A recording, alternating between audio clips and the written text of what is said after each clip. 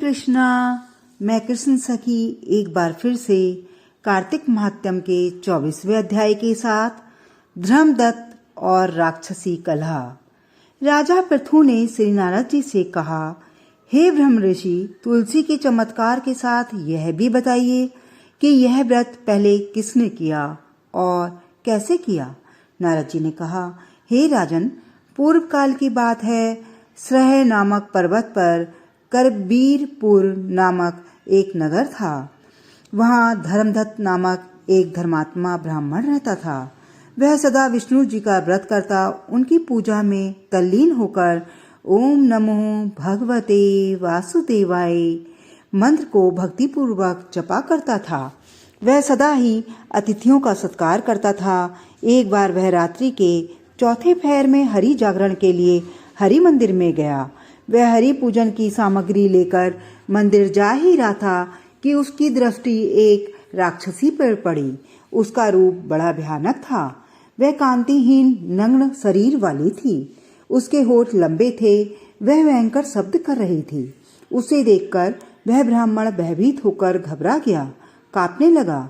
भय के कारण उसने पूजा की सामग्री और पूजा के लिए ले जा रहे जल से ही उस पर प्रहार कर दिया। हरि का स्मरण करके तुलसी पड़ा हुआ जल जब उस राक्षसी के शरीर पर पड़ा तो उसके सब पाप दूर हो गए। अब उसे अपने पूर्व जन्म के कर्मों का फल स्मरण हो आया और ब्राह्मण को दंडवत प्रणाम करके बोली, पूर्व जन्म में किए हुए कुकृत्यों के फल से मेरी यह दशा हुई है। हे ब्राह्मण, मेरा उद्धार कैसे होगा? दंडवत प्रणाम करके राक्षसी ने जब इस प्रकार कहा तो धर्मदत्त को बड़ा आश्चर्य हुआ और उसने पूछा, किस कर्म करने के कारण तेरी यह दशा हुई थी? तू कौन है? कहाँ की है? तेरा आचरण कैसा था? सो सब मुझे बता।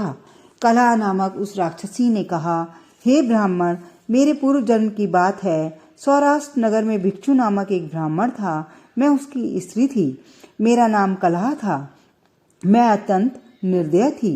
मैंने कभी वचनों से भी किसी को प्रसन्न नहीं किया, कभी उसे मिष्ठान खाने को नहीं दिया। मैं उसे सदा धोखा देती रही। जब मुझसे परेशान होकर वह दूसरे विवाह करने का विचार करने लगा तब मैंने विष खा लिया और प्राण त्याग दिए। यम के दूत मुझे बांधकर मारते हुए यमलोक ले गए। यम ने मुझे देखकर चित्रगुप्त से पूछा, हे चित्रगुप्त, इसने कैसे कर्म किए? देखो तो, इतने जैसा भला या बुरा कर्म किया हो उसके अनुसार फल इसे मिलना चाहिए। चित्रगुप्त मुझे धमकाते हुए बोले, इसने कोई शुभ कर्म नहीं किया है। यह स्वयं मिष्ठान खाती रही और पति को नहीं दिया। चित्रगुप्त ने आगे कहा, अतः यह बलगुनी नामक पक्षी की योनि में पड़े और अपनी ही विष्ठा को खाती रहे। इसने पति से सदा देश और कलह किया है, अतः यह विष्ठा खाने वाली सुअर योनि को प्राप्त हो। यह सदा रसोई के बर्तनों में अकेली भोजन करती रही, अतः यह बिल्ली की योनि को प्राप्त हो जो अपने ही बच्चों को खा जाती है। इसने पति के कारण विष खाया है, आत्महत्या की है, अतः यह अत्यंत निंदित प्रेत शरीर में स्थिर रहे। तुम्हारे दूतों को चाहिए कि इसे रेगिस्तान में पहुंचा दे, जहां यह तड़पती रहे। वहां यह बहुत समय तक रहे। इसके बाद अन्य ऐसी योनियों में जाए जो अशुभ कर्म करने वालों को मिलती हैं। कलह कहती है, हे विप्रवर, मैं वही पापिनी कलह हूँ। इस प्रकार मैं भूख प्यासी अपने कर्मों से दुखी रहती हुई 500 वर्षों तक प्रेत योनि में रही। भूख प्यास से पीड़ित होकर मैंने एक वैश्य के शरीर में प्रवेश कर लिया और दक्षिण दिशा में कृष्णा और वेणी के संगम पर आई।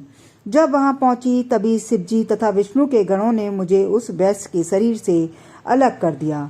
हे ब्राह्मण, तभी मुझे भूखी प्यासी पर आपकी दृष्टि पड़ गई और आपके हाथ से तुलसी मिले जल से संसर्ग से मेरे पाप दूर हो गए। हे श्रेष्ठ ब्राह्मण, मुझ पर ऐसी कृपा कीजिए जिससे मैं आगे मिलने वाली 3 भयंकर योनियों से तथा इस प्रेत योनि से छुटकारा पा सकूं। नारद जी कहते हैं, इस प्रकार कलह का वृत्तांत सुनकर उसके कर्म फल से प्राप्त ग्लानि को देखने से उत्पन्न हुई दशा से वह धर्मदत्त ब्राह्मण सोच में पड़कर दुख से विह्वल हो गया। हरे कृष्णा कृष्णा कृष्णा हरे हरे, हरे राम राम राम हरे हरे। फिर मिलते हैं कार्तिक मात्यम के अगले अध्याय के साथ।